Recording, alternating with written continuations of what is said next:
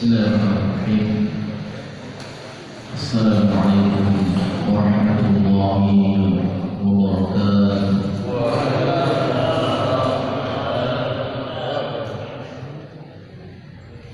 Alhamdulillahirabbil alamin. Wa bihi nasta'inu ala umuri dunya waddin. Asyhadu an la ilaha illallah wahdahu la syarika lah. وأشهد أن محمدا عبده ورسوله المبعوث رحمة للعالمين. اللهم صل وسلم على هذا النبي الكريم نبينا وشفيعنا وحبيبنا محمد صلى الله عليه وسلم وعلى آله وأصحابه ومن تبعهم بإحسان إلى يوم الدين. أما بعد، معاشر المسلمين jemaah salat maghrib dan isya Masjid Al-Ikhlas yang mudah-mudahan kita semuanya dimuliakan Allah Subhanahu wa taala. Pada pertemuan yang lalu kita telah memulai pembahasan tentang kitab wudu, kitab tentang hukuman-hukuman,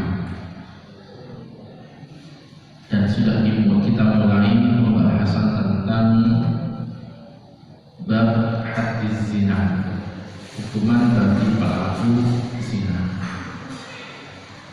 Insyaallah pada malam hari ini kita masih membahas tentang bab hadis zina, bab tentang hukuman bagi pelaku zina. Meskipun nanti jika waktunya masih ada, kita akan lanjut pada materi berikutnya, yaitu hukuman bagi mereka yang melakukan perbuatan seperti yang dilakukan oleh kaumnya Nabi Lut alaihissalam. Jemaah yang dimuliakan Allah Subhanahu wa taala, hadis berikutnya An Ali radhiyallahu anhu qala, dari Ali radhiyallahu anhu dia berkata, qala Rasulullah sallallahu alaihi wasallam, Rasulullah sallallahu alaihi wasallam bersabda, aqimul hududa ala ma malakat aymanukum, laksanakanlah hukuman terhadap budak-budak yang kalian miliki. Rawahu Abu Dawud wa huwa fi Muslimin mawqufun. Diriwayatkan oleh Imam Abu Dawud, dalam riwayat Imam Muslim dikatakan hadis ini mawquf, tidak sampai kepada Rasulullah, hanya perkataan Ali bin Abi Thalib radhiyallahu anhu. Jemaah yang dimuliakan Allah Subhanahu wa taala, hadis ini menunjukkan sebagaimana yang dulu pernah kita bahas, bahwasanya seorang majikan itu berhak memberikan hukuman terhadap budak-budaknya yang melakukan perbuatan tersebut. Meskipun saat itu kita bahas ada perbedaan pendapat di kalangan ulama terkait dengan siapa sebenarnya yang berhak untuk memberikan hukuman. Apakah majikannya ataukah perlu diserahkan kepada hakim? Nah, dalam hadis ini menunjukkan bahwasanya hukuman itu diberikan oleh majikan yang memiliki budak tersebut. Dan hadis ini menunjukkan juga untuk memberikan hukuman secara mutlak, baik budak itu sudah menikah ataupun belum menikah. Jadi di pertemuan yang lalu juga sudah kita bahas bagaimana tentang hukuman seorang budak yang melakukan perbuatan zina. Maka hukumannya adalah setengah dari hukuman orang merdeka, meskipun budak itu sudah menikah ataupun belum menikah. Jemaah yang dimuliakan Allah Subhanahu wa taala, memang ada banyak pembahasan dan perbedaan pendapat terkait dengan ini. Ya, tetapi cukup pembahasannya sampai di situ, bahwasanya hadis ini menunjukkan seorang majikan itu mempunyai hak untuk memberikan hukuman secara langsung kepada budaknya yang melakukan perbuatan zina. Hadis berikutnya, An Imran bin Husain, dari Imran bin Husain, ada Imran bin Juhainah, bahwasanya ada seorang wanita dari suku Juhainah, atatin Nabi sallallahu alaihi wasallam wa hiya hublan min zina. Wanita ini datang menemui Nabi sallallahu alaihi wasallam dan dia dalam keadaan mengandung disebabkan karena zina. Faqala, lalu wanita ini berkata, ya Nabi Allah, asabtu haddan. Wahai Nabi Allah, aku melakukan sebuah perbuatan yang layak mendapatkan hak hukuman. Fa'aqimhu alaihi, maka tegakkan hukuman itu terhadapnya. Fada'a Nabi Allah sallallahu alaihi wasallam walinya, lalu Nabi memanggil walinya. Faqal, berpesan, beliau kemudian berpesan kepada walinya, ahsin ilaina, perlakukanlah ia dengan baik. Ini wanita ini kan datang dalam keadaan hamil. Hamilnya itu bukan karena nikah, tapi karena perzinahan dan mengandung. Pengakuan itu bagian dari taubat kepada Allah Subhanahu wa taala. Walinya dipanggil. Kalau wanita ini diperlakukan dengan baik. Fa idza wada'at fa'ti biha. Jika nanti sudah melahirkan, anaknya sudah dilahirkan dan keluar, fa'tini biha, maka bawa ke sini. Fa'ala, lalu walinya itu kemudian mengerjakan apa yang dipesankan oleh Rasulullah sallallahu alaihi wasallam. Sudah mulai bawa kopi. Bawa dari kemana-mana. Ini mengganggu konsentrasi. Luar biasa kemudian. Fa'amara biha fashukkat 'alaiha thiyabha. Lalu Rasulullah SAW memerintahkan kepada para sahabat untuk dilakukan eksekusi. Bajunya kemudian dilipat, diikat biar tidak kelihatan auratnya. Tsumma amara biha fawjibat, kemudian beliau memerintahkan untuk dilakukan eksekusi dan wanita ini kemudian dirajam. Tsumma shalla 'alaiha, kemudian Rasulullah menyolati wanita ini. Faqala lahu Umar kemudian bertanya, tusalli 'alaiha ya Rasulullah wa qad zanat. Engkau telah menyolati dia wahai Rasulullah, padahal dia telah berzina. Faqala, Rasulullah kemudian bersabda, laqad tabat taubatan law usimat baina sab'ina min ahlil Madinah lawasi'atuhum. wanita itu telah bertaubat dengan sebuah taubat yang jika taubatnya itu dibagi menjadi 70 penduduk Madinah, pasti taubatnya ini akan bisa mencukupinya. Lawat sahun.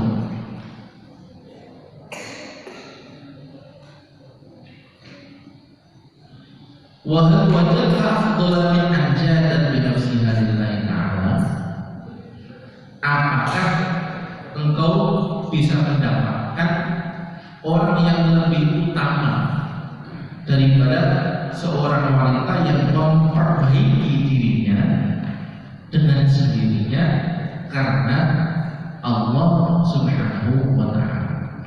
Rawahu Muslim. Hadis ini diriwayatkan oleh Imam Muslim. Jemaah yang dimuliakan Allah Subhanahu wa ta'ala, ini salah satu di antara kisah yang sangat terkenal terkait dengan bab zina, yaitu tentang kisah seorang wanita Juhainah yang kemudian sering disebut dengan wanita Al-Ghamidiyah. Beliau ini dia datang dengan tulus, dengan ikhlas menemui Rasulullah SAW, mengaku melakukan perbuatan zina dan ingin dihukum. Hukumannya bukan main-main, hukumannya ada dirajam. Inilah yang sering saya sampaikan di pertemuan-pertemuan sebelumnya, bahwasanya mereka yang berzina di zaman Rasulullah dan dilakukan hukum rajam ataupun cambuk, itu adalah mereka yang datang mengaku dengan sendirinya, bukan karena disaksikan oleh 4 orang yang semuanya melihat secara langsung. Dan ini juga menunjukkan bagaimana tingginya akhlak mereka, sehingga mereka benar-benar bertobat kepada Allah meskipun harus dihukum sampai meninggal dunia. Jemaah yang dimuliakan Allah Subhanahu wa ta'ala, hadis ini adalah dalil yang mewajibkan pelaksanaan hukum rajam sebagaimana dalam pembahasan sebelumnya. Sedangkan tadi disebutkan pakaian yang diikat kuat-kuat agar supaya auratnya tidak terbuka, bajunya tidak terbersihkan ketika terkena lemparan batu. Para ulama bersepakat bahwa wanita yang akan dirajam dengan posisi duduk, sedangkan laki-laki dengan berdiri, kecuali mazhabnya Imam Malik, laki-laki juga diposisikan dengan duduk. Jadi perbedaan pendapat terkait dengan posisi waktu dirajam, yang mengatakan berdiri atau bahkan ada yang mengatakan hal ini diserahkan kepada penguasa, kepada hakimnya. Hadis ini juga sebagai dalil bahwa Nabi SAW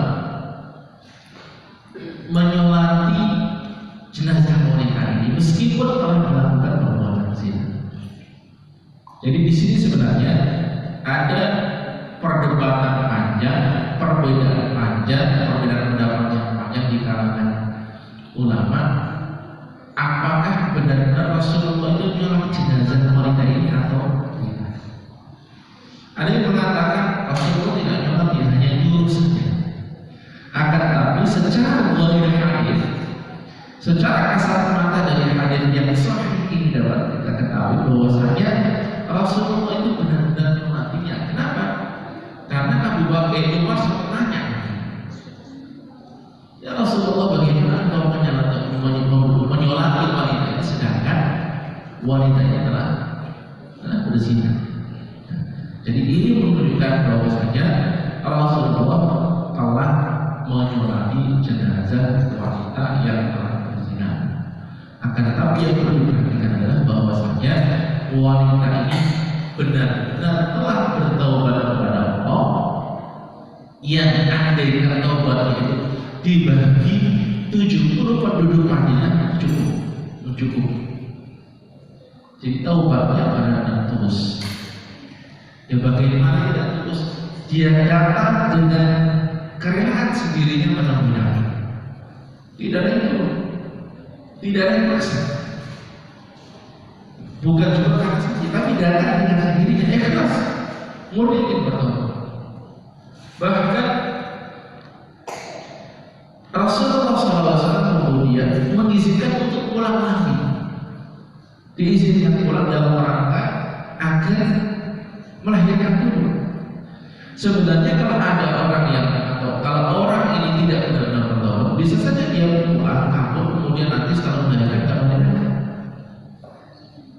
Ya, tapi karena wanita ini benar-benar bertobat kepada Allah, benar-benar ingin menghapuskan dosa-dosanya, maka setelah melahirkan pun kemudian datang lagi kembali menemui Nabi dalam rangka untuk ibadah. Jadi itulah salah satu alasan kenapa kemudian Rasulullah SAW menyolati jenazah wanita ini meskipun wanita ini telah melakukan perbuatan zina. Tapi Rasulullah tahu bahwa taubatnya itu benar, taubatnya itu jujur, sehingga hanya untuk disolati oleh Rasulullah SAW. Hadis ini juga dalil yang menunjukkan bahwa bertobat itu tidak bisa menghapus hukuman hak atasnya. Wanita ini kan bertobat. Jadi bertobat itu tidak kemudian menjadikan dia terbebas dari hukuman. Tetap dihukum. Ya kan? Begitu juga dengan perbuatan kriminal yang lainnya, taubatnya seseorang itu tidak kemudian menjadikan dia terbebas dari hukuman. Ada orang yang mencuri misalkan, kemudian dia ngaku bertobat, bukan berarti kemudian bebas, tetap dihukum. Apalagi hukumannya itu hukuman hak yang ada dalam agama kita. Apakah itu zina, apakah itu mencuri, apakah itu membunuh dan seterusnya, tetap mendapatkan hukum. Jadi taubat, hukuman itu dua hal yang berbeda. Dan hukuman itu merupakan bagian dari cara Allah Subhanahu wa Ta'ala untuk membersihkan dosa-dosanya. Artinya orang yang berzina kemudian taubat, berarti taubatnya itu belum cukup sebelum dia dihukum. Hukuman cambuk bagi yang belum menikah, hukuman rajam bagi yang telah menikah. Jadi meskipun taubat, berarti mestinya belum bisa menghapuskan dosa-dosanya. Nah, rajam itu dalam rangka untuk menghapuskan dosa-dosa orang tersebut. Begitu juga dengan pembunuhan misalkan. Berarti kalau keluarganya tidak bisa memaafkan, ya berarti tetap harus dihukum qisas. Nah itu jamaah yang dimuliakan Allah Subhanahu wa Ta'ala terkait dengan kisah wanita Juhainah atau Ghamidiyah yang datang dengan tulus menemui Nabi SAW dalam rangka untuk bertobat. Ya kalau misalkan sekarang saat ini ada orang yang melakukan perbuatan zina kemudian ingin dilakukan hukuman rajam, ya tidak bisa karena negara hukum. Makanya kalau ingin bertobat ya harus benar-benar bertobat kembali kepada Allah Subhanahu wa Ta'ala. Wa Jabir bin Abdullah, dan dari Jabir bin Abdullah qala beliau berkata, rajalan Nabi sallallahu alaihi wasallam rajulan min Aslam wa rajulan min al-Yahud wa imra'atan. Nabi SAW telah merajam seorang laki-laki dari Bani Aslam dan seorang laki-laki dari kalangan Yahudi dan juga seorang wanita. Rawahu Muslim. Wa qissatul Yahudiyyaini fi sahihaini min hadits Ibnu Umar Dan kisah dua orang Yahudi itu terdapat dalam kitab Sahih Al-Bukhari dan Sahih Muslim. Jadi bisa dikatakan hadis ini merupakan ringkasannya. Kalau di hadis sebelumnya ada seorang laki-laki yang mengaku berzina, ada wanita yang berzina. Di sini dinamakan ada lagi Rasulullah itu pernah merajam seorang Yahudi. Nah, laki-laki dari Aslam itu adalah Ma'az bin Malik. Kalau masih ingat kisahnya kemarin, Ma'az itu yang datang menemui Nabi kemudian tidak digubris ya, sampai kemudian 4 kali. Itu Ma'az bin Malik. Seorang wanita yang baru saja kita ceritakan kisahnya, seorang wanita Junaidiyah atau Al-Ghamidiyah. Sedangkan Yahudi yang nanti akan kita bahas. Hadis ini adalah dalil untuk melaksanakan hukuman bagi orang kafir dhimmi yang berzina. Jadi di masyarakat Madinah itu, ini juga sudah saya sampaikan, di Madinah itu kan ada sekitar 4 kelompok. 2 kelompok kaum muslimin, yang satu muhajirin, yang itu ansar. Kaum muslimin ada 2 kelompok. Kemudian ada orang-orang Yahudi. Kemudian ada orang-orang musyrik yang masih tetap dengan kesyirikan. Ada 4 kelompok. Nah, baik orang musyrik maupun orang Yahudi itu terikat perjanjian dengan kaum muslimin dan Nabi SAW. Karena memang Rasulullah tidak memaksakan mereka untuk pindah agama, tetap dibiarkan, tapi dengan sebuah perjanjian bahwasanya mereka dilindungi, mereka mendapatkan keamanan, perlindungan, tapi jika memang ada serangan atau orang-orang kafir dari luar, maka mereka juga harus ikut serta dalam membela kota Madinah pada saat itu. Makanya orang-orang kafir di zaman Nabi itu dinamakan dengan kafir dhimmi. Meskipun mereka kafir, tapi terikat dengan undang-undang dari Rasulullah SAW. Nah, dalam hadis ini menunjukkan bahwasanya orang kafir dhimmi yang berzina itu juga mendapatkan hukuman sebagaimana kaum muslimin. Artinya rajam tadi itu tidak hanya kaum muslim saja, tapi juga bagi orang kafir yang berada dalam perlindungan kaum muslim, terikat perjanjian. Dan ini merupakan pendapat mayoritas ulama. Meskipun ada pendapat lain yang mengatakan bahwasanya hukuman had itu disyaratkan harus mereka yang beragama Islam. Tapi mayoritas ulama mengatakan ya termasuk orang kafir ini. Kalau orang-orang kafir yang berada di negeri kita yang tidak bisa dikatakan kafir ini karena hukum yang ada di negeri kita tidak berdasarkan Islam. Ya, disesuaikan dengan hukum dan undang-undang yang ada di negeri kita. Meskipun di sini ada perdebatan panjang di kalangan ulama. Alasan Rasulullah itu memberikan hukuman kepada orang Yahudi. Ada yang mengatakan ya karena Rasulullah mengambil dari hukum Allah Subhanahu wa Ta'ala.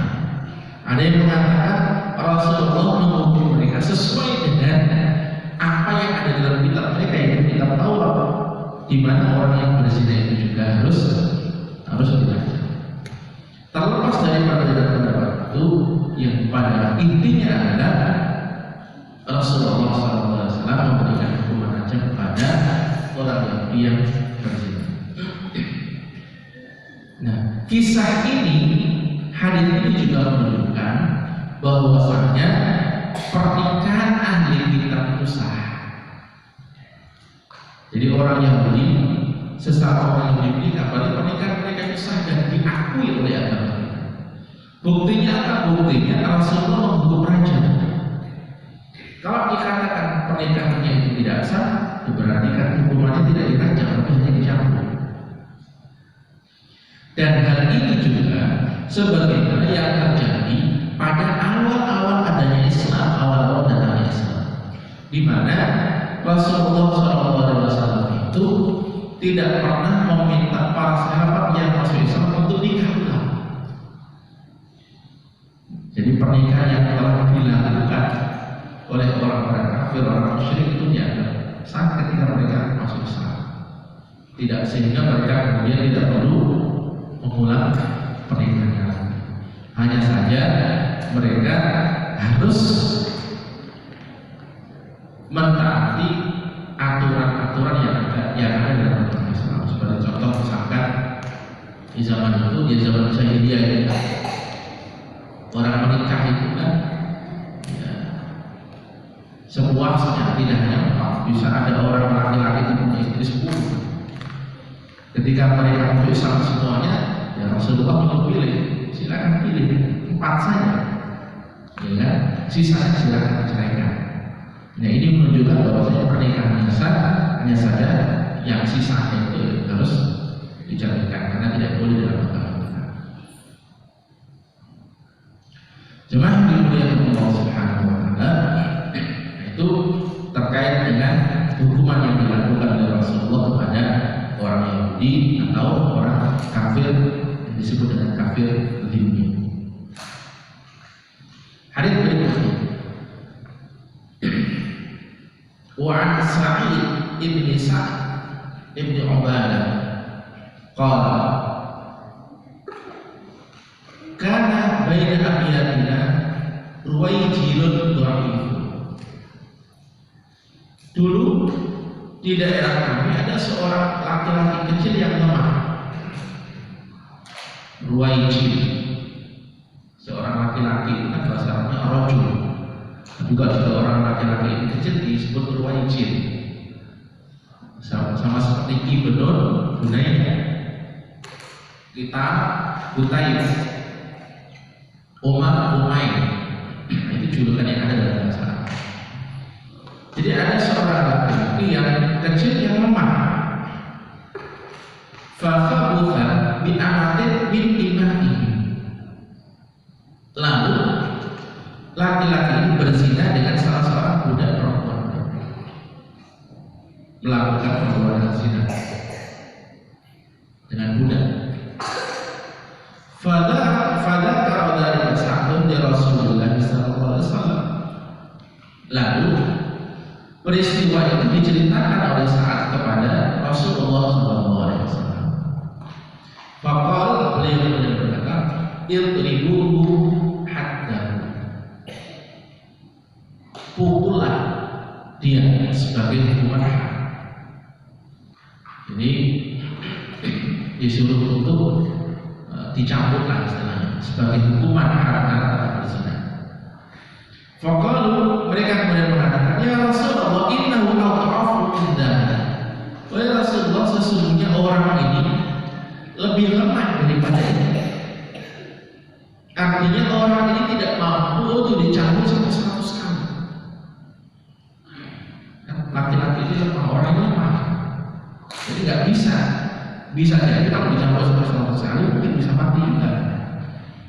Faqal, kalau Rasulullah bersabda, khudhu idqalan fihi miyatu syimratin thumma udhuhu bihi darbatan wahidatan fa'aluhu. Kalau begitu, ambillah pelepah kurma yang memiliki 100 ranting. Jadi ambil pelepah kurma yang ada 100 rantingnya, 100 cabangnya. Lalu pukullah dia dengan sekali pukulan.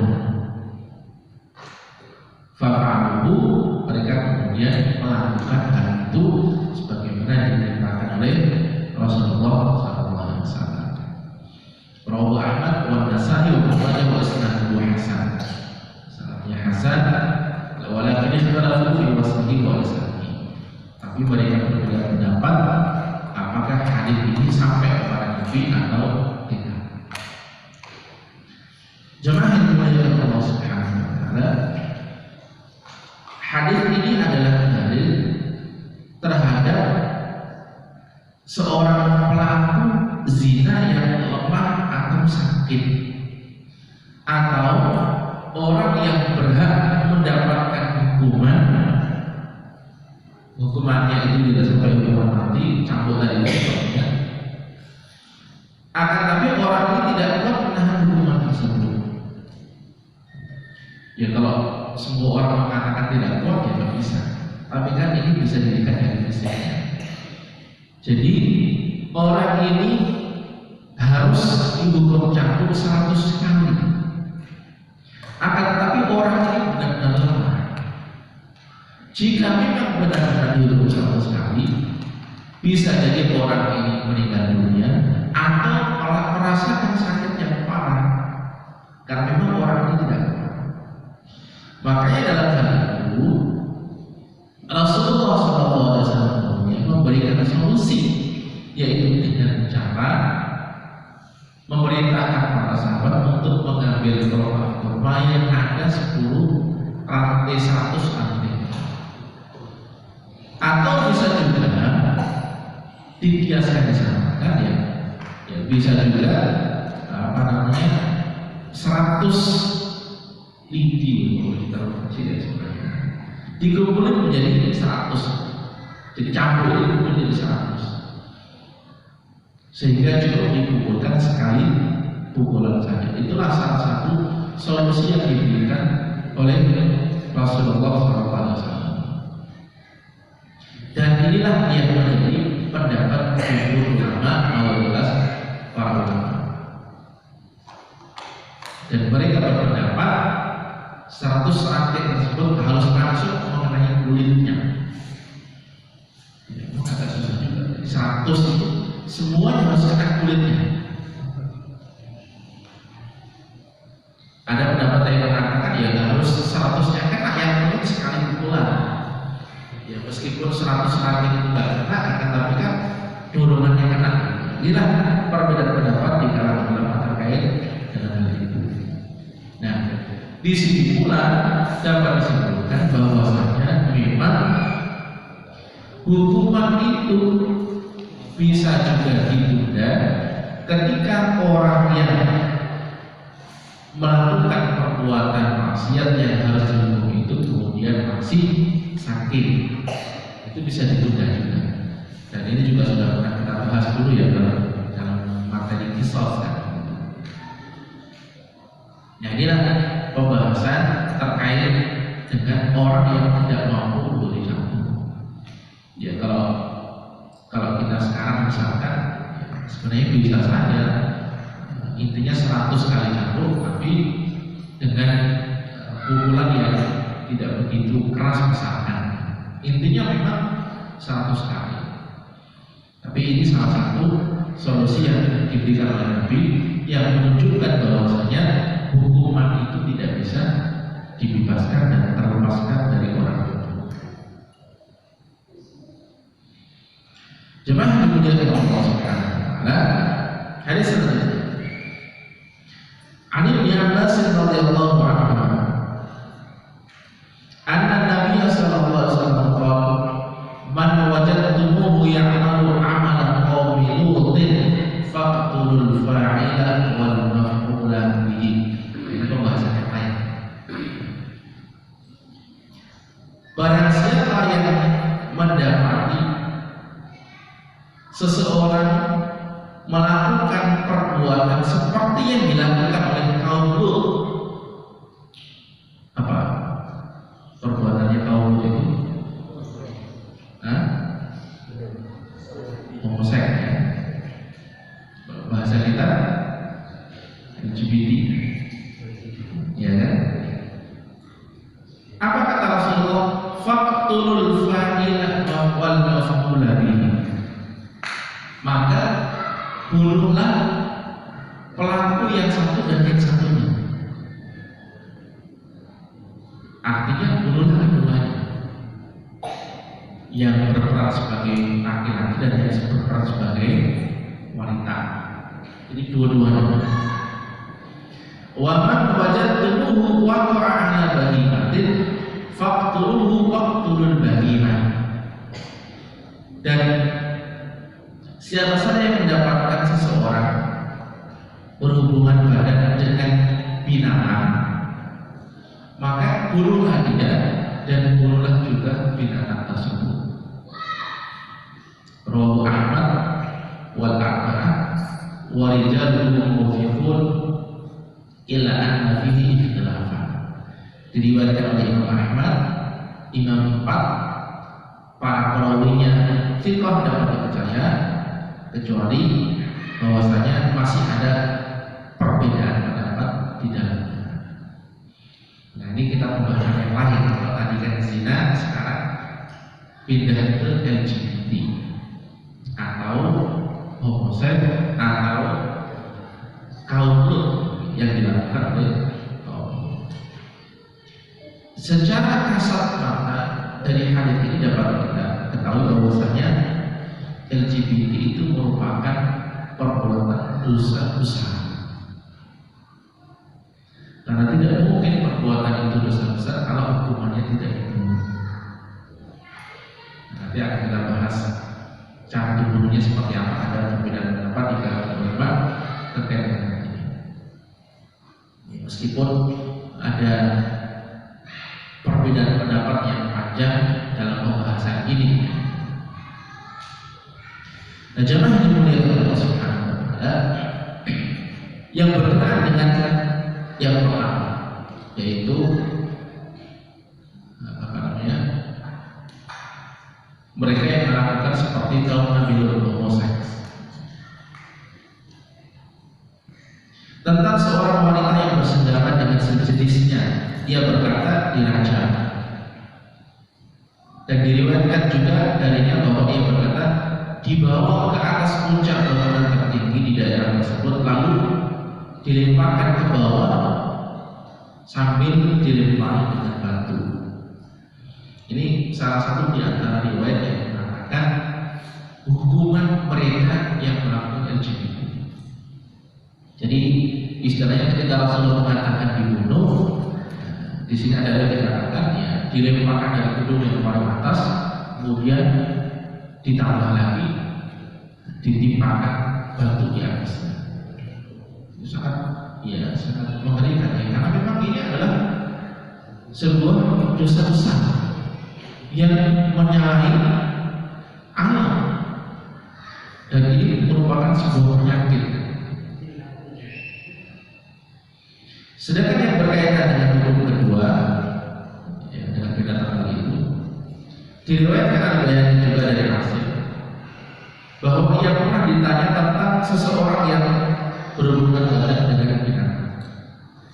Ia menjawab tidak ada hukuman hak atasnya. Perbedaan hukum ini menunjukkan bahwa Ibnu Abbas yang ditanya atau ditanya fatwa terkait dengan hal itu menyimpulkan karena tidak mengetahui bagaimana Rasulullah SAW memberikan hukuman kepada si pelaku ini. Oleh karena itu jemaah yang dimuliakan Allah Subhanahu wa taala, dalam hadis ini, dalam kisah ini ada dua masalah utama. Yang pertama, pelaku homoseks seperti kaum Nabi Lut tadi atau kita katakan LGBT. Sudah pasti ia adalah melakukan perbuatan dosa besar dan hukumannya ada 4 pendapat ulama terkait dengan hukuman LGBT. Jadi sebenarnya ini bukan masalah yang ringan, ini masalah yang berat.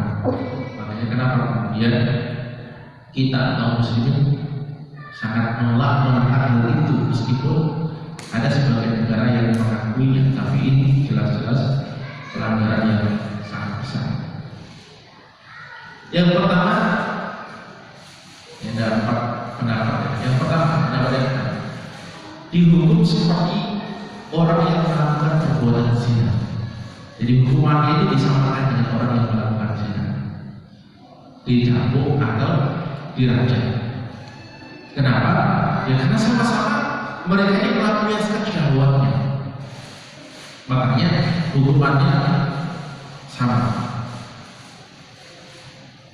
Pendapat yang kedua mengatakan bahwasanya pelaku dan objek pelaku, artinya dua-duanya dibunuh baik mereka sudah menikah atau belum menikah berdasarkan hadis ini tadi. Ini pendapat yang kedua. Jadi hukumannya dibunuh sebagaimana yang disampaikan oleh Rasulullah hadis ini. Apakah mereka sudah menikah ataupun belum menikah sama saja. Karena hadis ini sudah jelas. Ini pendapat yang kedua. Dan salah satu pendapatnya Imam Asy-Syafi'i dalam qaul qadim dan mazhab yang lain.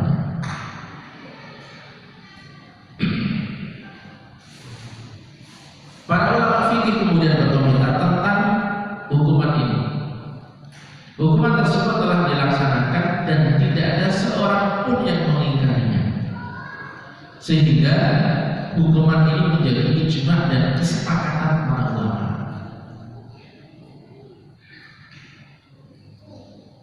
Dan hal ini dilakukan oleh masa Khalifah Abu Bakar, Khalifah Ali dan lainnya. Jadi pendapat kedua yang mengatakan LGBT, pelaku LGBT dibunuh, itu telah dilakukan oleh masa terdahulu dan tidak ada satupun orang yang mengingkarinya. Berarti hal ini menjadi kesepakatan para ulama terdahulu. Pendapat yang ketiga mengatakan pelaku homoseks itu dibakar, jadi dibunuhnya dengan cara dibakar. Berdasarkan riwayat Al-Baihaqi yang menerangkan bahwa para sahabat berkumpul dan sepakat memutuskan pelaku dan objek pelaku dibunuh dengan dibakar berdasarkan hadis atau cerita, walaupun dalam syaratnya ada riwayat yang terputus. Dan di antara pemimpin yang membakar pelaku homoseks itu adalah Abu Bakar, Ali bin Abi Thalib, Abdullah bin Zubair, Hisham bin Abdul Malik. Ini pendapat yang ketiga. Jadi kalau kita lihat, ya, hukumannya berat banget. Pendapat yang keempat, bahwa pelaku dihukum dengan cara dilemparkan dari atas bangunan tinggi dengan posisi terbalik sambil dilempari dengan batu. Jadi inilah 4 hukuman bagi pelaku LGBT, pelaku homoseks. Sangat-sangat berat dalam agama kita. Makanya jangan sampai kemudian kita ini mentolerir terkait dengan hal itu dengan alasan hak asasi manusia. Mereka yang membolehkan ini kan alasannya kan hak asasi manusia. Justru itu bukan hak asasi manusia. Ini adalah penyakit yang dilindungi. Ini jelas-jelas penyakit. Kenapa? Menyalahi fitrah. Sehingga bisa dikatakan mereka yang memiliki perilaku seperti ini itu sakit. Mereka sedang sakit. Harus diobati dan dapat terapi. Makanya dalam negara kita hukumnya sangat berat. Bisa dibayangkan jika dalam suatu negara itu membolehkan hubungan ini dan banyak di antara mereka yang mungkin melakukan pernikahan sesama jenis. Silakan tunggu aja. Setiap tahun pasti akan habis tidak punya generasi. Makanya di salah satu negara itu ada yang memberikan hukuman yang sangat berat. Jadi keduanya itu dipenjara, tidak pernah dikeluar dari penjara. Pemimpinnya sudah mengatakan, saya akan mengeluarkan Anda berdua jika salah satu di antara Anda ini ada yang hamil dan melahirkan. Mungkin nggak gitu, sama-sama laki-laki di situ.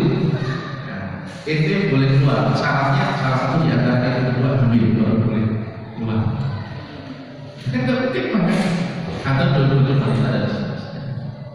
Jadi itu jemaah yang dimuliakan Allah Subhanahu Wa Taala. Pembahasan pertama kita terkait dengan homoseksual atau LGBT. Dan ini merupakan salah satu masalah yang berat. Kalau dulu itu orang tua itu mengkhawatirkan anak perempuannya, ini kan, wah khawatir hubungan ibadah dan seterusnya. Kalau sekarang itu justru orang tua itu mengkhawatirkan anak mati karena penyakit LGBT. Allah masih ada satu pembahasan lagi, yaitu yang masalah kedua tadi itu. Insya Allah akan kita bahas pada pertemuan yang akan datang. Ada pertanyaan? Tekniknya satu aja kalau ada, kalau nggak ada langsung nanti ya. Terkait pertanyaan Umar tadi yang mensalatkan wanita berzina, jadi apakah berarti itu orang berzina tidak boleh disalatin? Orang berzina itu nggak boleh disalatin? Pertanyaan Umar. Iya. Jadi pertanyaan yang Umar itu bukan berarti kemudian protes karena seorang yang berzina di seorang wanita, tapi protes karena Nabi kok ikut nyolatin. Karena doanya Nabi itu kan manjur. Nah itu loh. Kok sampai nyolatin pelaku zina? Itu yang dipertanyakan oleh ulama. Bukan kemudian apa namanya pelaku zina harus nyolatin, bukan. Kenapa? Karena memang orang yang berbuat maksiat, orang yang fasik, orang yang ahli maksiat pun selama dia statusnya sebagai seorang muslim tetap wajib disolati. Jadi seorang pelaku zina pun tetap wajib disolati. Tinggal nanti pertanyaannya siapa yang nyolatin kan? Siapa yang imamin? Jadi tetap dalam disolati. Tidak ada orang misalkan pelaku zina meninggal dunia, misalkan dalam keadaan zina meninggal dunia, dia muslim, dua-duanya tetap harus disolati. Kalau tidak ada satu pun yang nyolati, semuanya berdosa. Sholat jenazah itu fardu kifayah. Cuma sebagai hukuman nanti kan itu bisa jadi misalkan ya silakan disolatin oleh keluarganya, disolatin oleh apa namanya teman-temannya, kerabatnya, gitu. Silakan. Tapi permasalahannya di sini kan wanita ini sudah benar-benar bertobat. Bahkan Rasulullah mengatakan ini jika taubatnya dibagi 70 orang penduduk Madinah cukup. Ini menunjukkan bahwa taubatnya benar-benar tulus. Gitu ya. Wah, cukup ya.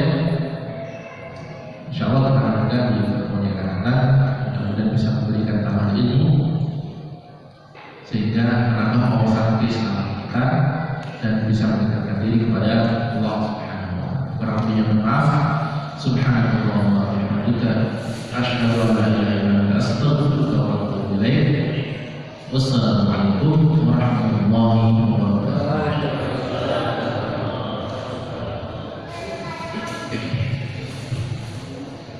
Ini baru nih.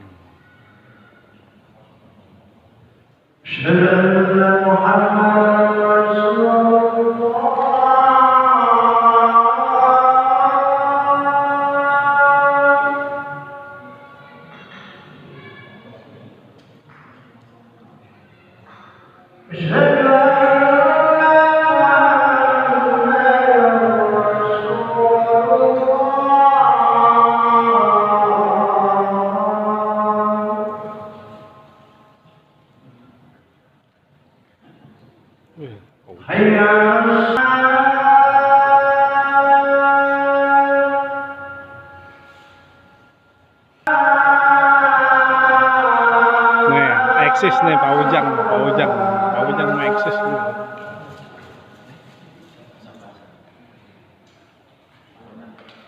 Hayya